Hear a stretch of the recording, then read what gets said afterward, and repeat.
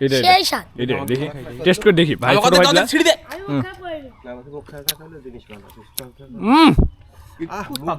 সেই স্বাদ ভাই বিহাই না হলে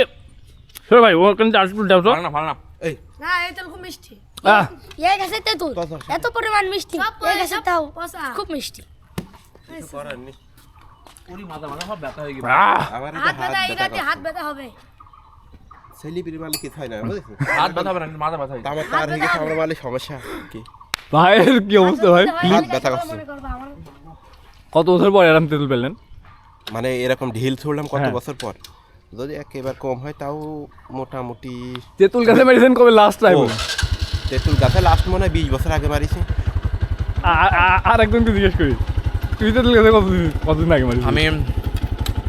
উপজেলা মধ্যে তেঁতুল গাছ আছে না ওই গাছে কয়েকদিন আগে মাছ চালাম মানে আগের বছরে মানে 1 বছর খানিক আগে কিন্তু এই বেশি মানে মাথা ব্যথা খাইছি মোটা মোটা কষা কষা ঢেল মারিস তো কষা মিন্স চুয়াডাঙ্গার ভাষা আলমডাঙ্গার ভাষা কষা মানে বড় জিনিসকে কষা বোঝানো হয় ডোন্ট দিনটা জিজ্ঞেস করে কয়দিন দিছেন তুমি কদিন মারিস আমি প্রায় প্রত্যেক দিনই মারি মাইন্ড কটা পাইডি খাওয়াতে পারলি না তো আর তুমি আমি প্রত্যেক দিনই মারি প্রত্যেক দিনই মারো ও কিন্তু আর্জেন্টিনা সাপোর্টার কিন্তু বিরাট ভালো বেজুত এই জন্য কিছু বলছি না একটা মাত্র এখানে আর্জেন্টিনার লেখা বলি নাহলে ওর কখন টাকমাক ছুটি দিতাম আর তুমি